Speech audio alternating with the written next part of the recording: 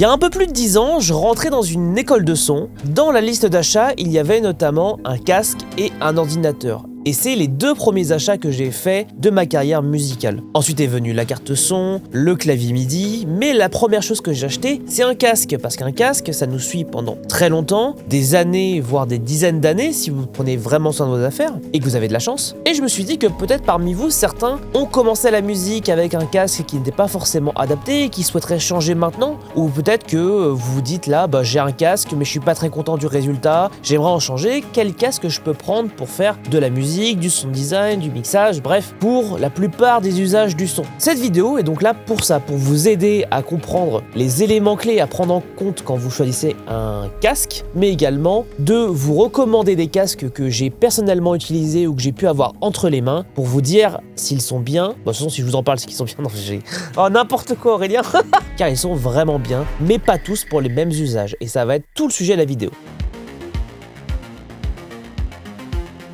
Déjà, la première chose qu'il faut prendre en compte, c'est pour quel usage. Parce que forcément, en fonction de votre situation actuelle, vous n'allez pas utiliser le casque de la même manière. Si par exemple, vous travaillez déjà avec des enceintes de monitoring dans une pièce traitée, un casque va essentiellement vous servir à vérifier votre mix dans un second temps, comme une deuxième écoute, mais également il peut vous servir pour vérifier certains éléments un peu particuliers comme les basses qui, on le sait, dans les studios, c'est très difficile d'avoir des basses parfaites, donc avoir un casque fermé, c'est un bon moyen de vérifier son niveau de mix, notamment au niveau des basses qui sont beaucoup plus difficiles à contrôler. A l'inverse, peut-être que vous n'avez pas d'enceinte de monitoring et que vous cherchez un casque qui vous servira au quotidien pour travailler vos mix, peut-être que ça vous servira plus pour de la musique, peut-être plus pour du sound design, peut-être que vous allez avoir besoin d'un casque pour faire de la prise son en extérieur dans des environnements un peu compliqués, ou à l'inverse, peut-être que vous allez avoir besoin d'un casque fermé pour des enregistrements d'instruments, comme de la guitare ou de la voix. Et en fonction de ces usages-là, on va voir, il y a différents types de casques que je peux vous recommander, et notamment, il y a une grosse différence qu'il va falloir faire, c'est la différence entre les casques ouverts, fermé ou semi-ouvert. Essentiellement, ce qu'il faut comprendre, c'est qu'un casque fermé, ça va être un casque où quand vous le mettez, vous n'entendez plus rien. Votre environnement, vous l'entendez beaucoup moins, les gens autour de vous ne vous entendent pas et également les microphones ne vous entendent pas, ce qui est super intéressant du coup pour de la prise son en studio. Mais par contre, c'est un type de casque qui est très fatigant, qui met en avant les basses parce que forcément, comme on est fermé, on arrive beaucoup plus facilement à percevoir les basses. À l'inverse, un casque ouvert ou semi-ouvert, vous allez entendre l'environnement autour de vous,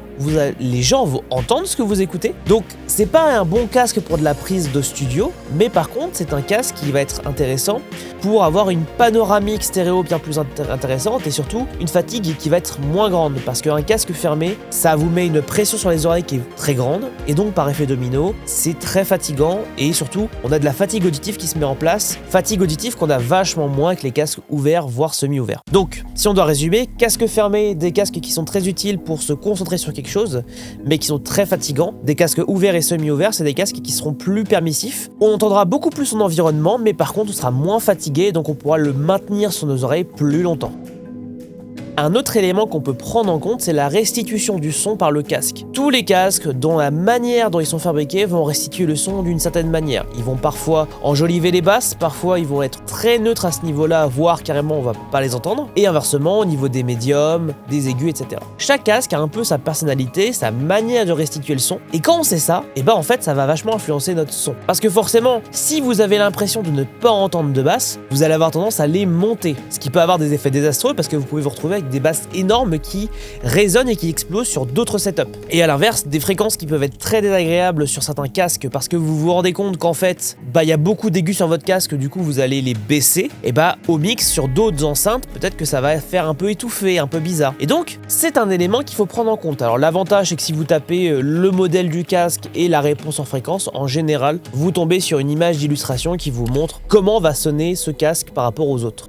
Après, il y a toujours une question de goût et de couleur. Ce que je vous conseille en général, c'est que si vous êtes intéressé par un casque, souvent dans certains magasins, vous pouvez les tester, voir éventuellement si vous avez des collègues, des copains qui ont ces casques-là, de peut-être leur emprunter pour tester les différents sons et voir lequel vous parle le plus. Un autre élément à prendre en compte qui peut sembler un peu bête, mais qui pourtant, moi, c'est un sujet important, c'est à quel point les pièces sont remplaçables. Sur certains casques, on peut avoir par exemple des fils qui sont soudés au casque et donc on ne peut pas les remplacer. À l'inverse, certaines marques marques vont faire des câbles qu'on peut remplacer, voire carrément on peut parfois remplacer l'intégralité du coussinet ou de l'arceau, ce qui permet de changer à loisir les différents éléments du casque qui pourraient nous lâcher au fur et à mesure. Et c'est important parce que si vous aimez le casque et que au bout de 2 ans vous devez changer intégralement le casque, et bah c'est toujours pour moi un gros désavantage. Et le dernier élément que je prendrai en compte, c'est l'impédance, parce que alors l'impédance c'est un sujet un peu compliqué dans le domaine de l'audio. Je vais essayer de le résumer de la manière la plus facile possible et de la manière la plus succincte, parce que sinon on pourrait y passer des heures, littéralement, c'est très compliqué à expliquer. Globalement, ce qu'il faut que vous gardiez en tête, c'est que l'impédance, plus le chiffre est haut, plus il va falloir rehausser le signal à la sortie. C'est-à-dire que vous allez brancher votre casque, vous allez avoir un son faible si votre impédance est assez haute. Et donc ce qu'il faut faire, c'est avoir un ampli assez puissant pour venir rehausser le son. A l'inverse, une impédance plus faible va permettre de se brancher sur la plupart des systèmes. Une impédance à 30 ohms permettra de se connecter à un téléphone, à un iPad, à un PC sans aucun problème. Plus l'impédance va monter, plus on va avoir entre guillemets un grain et une précision dans le son. Mais par contre, de l'autre côté, on va avoir une nécessité d'avoir du matériel assez puissant pour pouvoir compenser cette impédance. Donc, si on pouvait le résumer simplement, plus l'impédance est basse, plus ça sera un usage domestique et en tout cas sur un setup facile à mettre en place. Plus l'impédance est haute, plus ça va être un usage studio et donc il va falloir pas mal de matériel derrière pour compenser l'impédance. J'espère que c'est clair.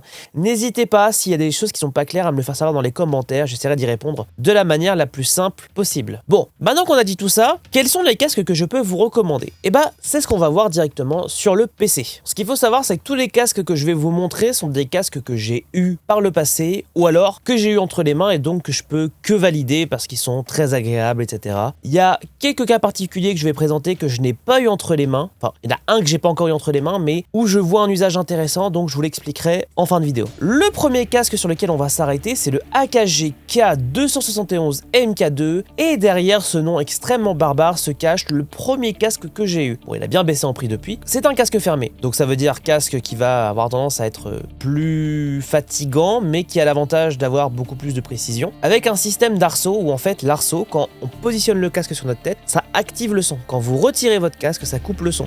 Alors ça peut avoir des avantages parce que du coup vous posez votre casque sur le bureau, vous n'avez pas de retour de son, ce qui est plutôt sympa. Mais voilà, c'est un casque que j'ai utilisé pendant très longtemps, qui est très cool, qui a l'avantage d'être assez léger, qui a une réponse en fréquence qui est quand même plutôt pas mal. Le seul défaut, c'est qu'il avait une tendance à rendre les basses extrêmement faibles, et autant sur du sound design c'est pas forcément un gros problème parce qu'il a un son très neutre, mais la problématique c'est que moi ça m'arrivait du coup de rehausser à fond les basses et donc d'avoir cet effet un peu cinéma où les basses explosaient vraiment et qui étaient extrêmement fortes. C'est un casque qu'il faut prendre en compte que les basses vont être un peu plus légères en termes de volume, mais pour autant c'est un casque assez abordable à 115 € globalement. Vous prenez pas un gros risque en termes de volume, le confort est acceptable, c'est pas le plus grand confort mais c'est très efficace, et comme je disais c'est le premier casque que j'ai eu, donc non, je l'ai utilisé pendant 2-3 ans avant de le ranger dans un tiroir, et depuis je crois que si là encore, donc mon monteur, je l'ai vendu et il l'utilise peut-être encore, donc si c'est le cas il confirmera au montage. C'est bien lui. Alors si je peux donner mon avis, effectivement, en termes de confort, c'est ok. C'est pas confortable, mais ça tient. Et c'est vrai que il manque énormément de basses. Ça, clairement, et pareil, dans les pas médiums, il n'y a pas grand-chose. Moi, je m'en sers pour bosser la spatialisation, pour vérifier que mes éléments sont bien placés. Et je vais pas le garder, parce qu'effectivement, j'ai aucun contrôle sur les basses. Et pour de l'écoute plaisir, c'est de la merde, clairement. Mais c'est pas cher, donc ça peut faire le taf pour certaines utilisations, effectivement. Pour passer au casque suivant, qui est le Audio-Technica ATH M50X, jusqu'à ce que vraiment il me lâche, et on va y revenir, qui a, comme son prédécesseur, 2 types de câbles avec tous les adaptateurs qui vont bien, une petite housse, un design plutôt sobre, un confort qui est quand même un peu plus grand, même s'il faut faire gaffe parce que j'ai eu le cas moi où en fait l'armature avait légèrement bougé et du coup en fait, mais ça c'était ma faute, c'était de la merde dont je l'utilisais, qui s'est déformé, et donc j'avais une légère ouverture au niveau du bas du casque, mais un casque très cool, j'aimais beaucoup le son, que ce soit dans une utilisation studio, extérieur, il m'a vraiment suivi pendant très longtemps. La raison pour laquelle je m'en suis débarrassé, c'est que à la fois les coussinets et l'arceau étaient morts en termes de... Enfin ça laissait des bouts partout, c'était dégueulasse. Je le recommande très fort, en plus encombrement vraiment minime dans cette forme là, ce qui était assez cool quand je l'utilisais au quotidien. Il y a un son qui est un peu plus chaud, un peu plus chaleureux que le AKG et qui m'allait très bien. La seule raison pour laquelle je l'utilisais plus, c'est parce qu'en fait il était mort et je l'ai pas remplacé parce qu'en fait comme entre temps j'ai eu des enceintes, j'en ai eu moins besoin. Si je devais recommander un casque à quelqu'un qui fait un peu de tout, j'irais vers celui-là sans hésiter, parce que la chaleur, parce que c'est aussi un casque un peu hi-fi entre guillemets, dans le sens où on peut vraiment l'utiliser assez facilement dans un contexte d'écoute juste pour le plaisir. Donc je peux que recommander vraiment un très bon casque. Autre modèle qui est celui que j'ai actuellement juste derrière moi, voilà celui-ci, le DT770 à 80 ohms. Alors moi je l'ai pris en 80 ohms parce que j'ai un home studio et donc quand je le branche, franchement ça va. J'ai pas besoin d'amplifier comme un bourrin. Mais en tout cas, c'est un des casques les plus populaires. Vous le retrouverez dans la plupart des setups gamers. Vous le retrouverez également dans les setups podcast, dans les setups de stream. À l'époque, quand j'étais allé chez Energy, rappelez-vous, j'étais passé dedans en interview, ils avaient ces casques-là. C'est vraiment un standard de l'industrie. C'est un casque qui est fermé, avec une bande passante extrêmement large et un home à 80. Donc c'est un home plutôt studio, home studio, qui est très cool parce que très résistant. Moi, le seul défaut que je lui trouverais, et ça c'est vraiment un truc qui pour moi est un gros problème, c'est que le câble est soudé. Alors moi, il bouge pas trop, donc il n'y a pas trop de problème, mais je sais que chez certaines personnes, le câble lâche, et dans ce cas-là, il faut refaire des soudures, ce qui est super chiant. Alors c'est possible, hein, c'est quand même très casse-couille. C'est fabriqué en Allemagne, donc ça c'est cool. Les coussinets sont très confortables, mais je trouve qu'ils sont vite dégueulasses en fait, au bout d'un moment. Notamment si vous avez tendance à beaucoup transpirer, je trouve ça un peu pas ouf. Donc moi je l'ai acheté pour tester, pour me faire mon avis. Je suis pas déçu, mais je pense que si je devais prendre un autre casque, ça serait sûrement le modèle juste au-dessus qu'on va voir juste après, qui est pas un casque fermé, qui est un casque semi-ouvert, parce que ce casque-là, je m'en servais à un moment donné pour de la prise son. C'est pour ça que je vais sûrement le garder, parce que pour de la prise voix, etc., c'est vachement cool. On a un beau retour son et il n'y a pas trop de retour au niveau du micro. Par contre, il est très fatigant. Il est un peu confortable, mais pas tant que ça. Et il serre vraiment la tête très fort. Et moi, qui ai une grosse tête, c'est vraiment très fatigant à l'usage. Donc, je recommande pour des usages particuliers et surtout si vous avez un usage un peu tout terrain, si vous faites de la prise, de la prise voix, si vous faites de la prise de son dans des environnements un peu bruyants, si vous avez besoin de vous concentrer, enfin il y a plein d'usages où c'est vraiment utile. Mais attention, c'est un casque qui est fatigant sur la durée. Moi je pourrais pas le garder 8 heures de suite sur la tête, donc c'est quand même à prendre en compte en fonction de ce que vous voulez faire. Un autre casque que j'aime beaucoup, c'est le DT880. Alors je ne l'ai pas eu entre les mains, enfin je l'ai eu entre les mains, mais c'est pas sur un long temps. J'avais un collègue dans ma classe qui l'avait et on entendait tout, mais vraiment tout, parce que c'est un casque semi-ouvert, donc on entendait vraiment ce qu'il faisait et lui nous entendait parler. Par contre, la fatigue auditive est bien moins grande, et quand on fait par exemple de l'édit de voix ou qu'on fait de la musique par exemple, en termes de panoramique stéréo, c'est bien plus facile de l'avoir dessus. Par contre, par effet domino, on a moins de basse. Donc c'est un choix. Je pense que ça fait partie de ces casques qu'il faut avoir en doublon, c'est-à-dire qu'il faut avoir un DT770 qui va vous permettre d'avoir un casque fermé pour vérifier les basses, etc., ou pour de la prise. Le 880 qui va servir plutôt pour un usage quotidien, quand vous voulez écouter de la musique ou vérifier un mix dans un environnement un peu plus sain, sans forcément vous arrêter sur les basses, mais juste pour vérifier l'ensemble du mix, et la panoramique notamment. Donc c'est à prendre en compte. Un autre casque que je voulais recommander, parce que forcément on en avait parlé, et c'est un casque qui me fait beaucoup de l'œil. On en avait parlé avec Joël Dollier dans l'interview qu'il avait fait sur la chaîne, le Sennheiser HD650, qui est un casque à la base de hi-fi, mais qui est beaucoup utilisé en mixage également. C'est un casque, comme vous pouvez le voir, avec 2 connectivités. On peut bien évidemment remplacer le câble, donc ça c'est plutôt cool. C'est un casque qui est très agréable au niveau des coussinets, qui a un son vraiment très agréable et qui est très utile pour du mix. C'est un casque ouvert. Donc là par contre c'est encore un autre type par rapport au DT880. Autant sur le DT880 c'est un peu ouvert mais c'est pas complètement. Là c'est complètement ouvert, donc les gens entendront tout ce que vous faites. Donc par exemple, si vous travaillez en open space, c'est pas forcément le casque qu'il vous faut. Par contre en termes d'audiophilie et en termes de confort, c'est vraiment le top. Vous pouvez passer des heures avec ce casque sur la tête sans aucun problème. Et c'est vraiment un casque moi qui me fait de l'œil, parce que c'est vrai que moi, parfois je bosse aux enceintes. Ça serait quand même agréable parfois d'avoir un casque que je peux juste mettre comme ça pour écouter du mix ou juste me concentrer sur quelque chose, parce que je suis dans un environnement plutôt calme. Mais pour autant, c'est pas la même sensation de concentration quand on a un casque sur les oreilles que quand on écoute avec des enceintes. Même si j'aime beaucoup mes focales, c'est vrai que ça reste pas le même exercice. Alors attention, ça reste un prix bien plus haut, parce que si on repart par rapport à l'autre, on était à 175 €, ce qui est un prix mais c'est encore abordable. Là on commence à arriver sur des casques un peu plus chers. Et encore, vous verrez, je vous ai fait une gamme de prix en dessous de 500 €. On peut bien évidemment trouver des casques à 1300 €. Je pense notamment au casque de chez Focal, c'est le Pro Listener ou un truc comme ça,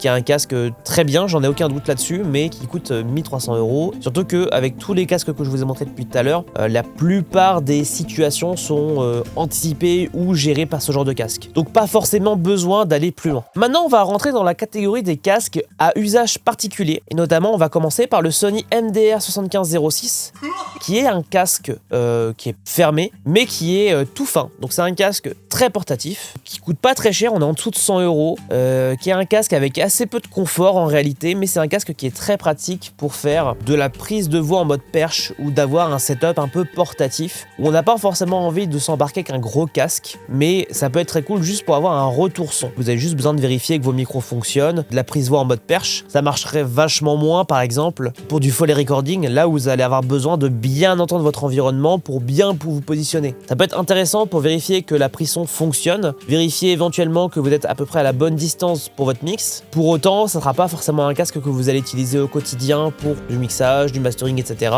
C'est vraiment un casque dédié pour des usages très particuliers. Ça peut être également utile par exemple pour du DJing, si vous voulez juste mettre ça sur une oreille, en le relever l'autre et puis vérifier ce que vous êtes en train de faire. En plus, il est très solide par sa fabrication, donc très cool. Dernier casque un peu particulier, c'est le AI. Alors, j'ai du mal avec le nom de la marque, AI. Où est-ce que tu as mal?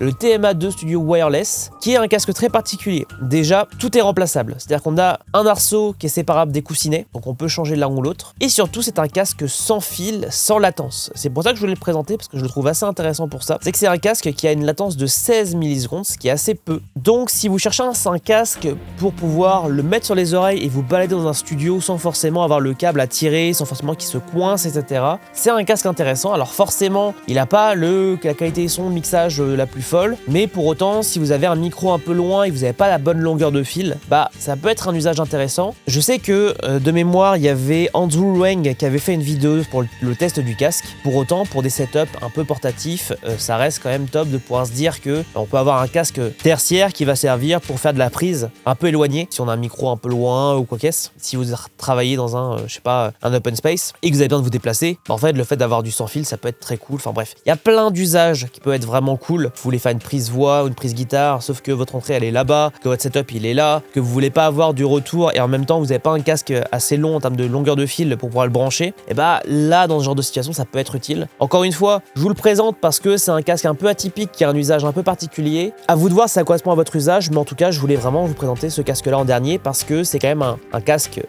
très différent des autres pour un usage particulier, mais qui pour autant a sa place pour moi dans ce top là parce que bah c'est un casque qui a de grandes qualités. Les pièces sont remplaçables, le fait que ce soit sans fil, le fait que ce soit confortable, bref, plein d'avantages. C'est pour ça aujourd'hui que je vous le présente dans ce top. Voilà, n'hésitez pas dans les commentaires à me faire savoir s'il y a d'autres casques que vous recommanderiez, comme ça bah, les gens pourront aussi se faire un avis dans les commentaires.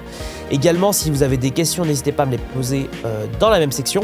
Et si vous voulez en apprendre plus sur le domaine de l'audio, vous pouvez rejoindre mon Discord ou ma newsletter, tous les liens sont dans la description. N'hésitez pas à mettre un pouce bleu si la vidéo vous a plu et à vous abonner pour ne pas louper les prochaines vidéos. Allez, tchuss!